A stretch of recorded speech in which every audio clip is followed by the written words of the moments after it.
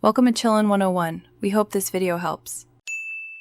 You must start by confirming you actually have an iPad mini 1 and noting its iOS version.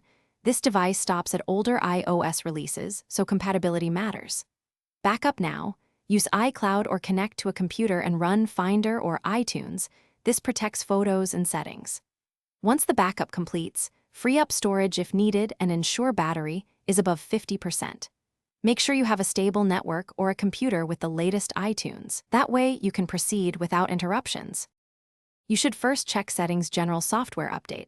If Apple offers an over-the-air update, tap Download and install and follow prompts. If there is no OTA, connect the iPad to a Mac or PC and open Finder or iTunes. Choose Update to try reinstalling the latest compatible system without erasing data. If update fails, use Restore. But remember, Restore erases the device, so make sure your backup is recent. Advanced users may manually load an IPSWA file to force install. Proceed carefully. Once the update or restore finishes, follow the on-screen setup and restore your backup from iCloud or your computer so apps and data return.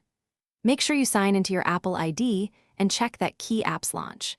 If you see errors, put the iPad into recovery mode or DFU mode and reconnect to Finder or iTunes to attempt a fresh restore.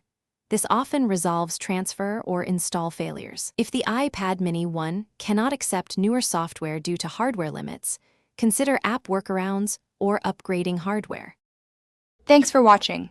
Consider subscribing if we helped you.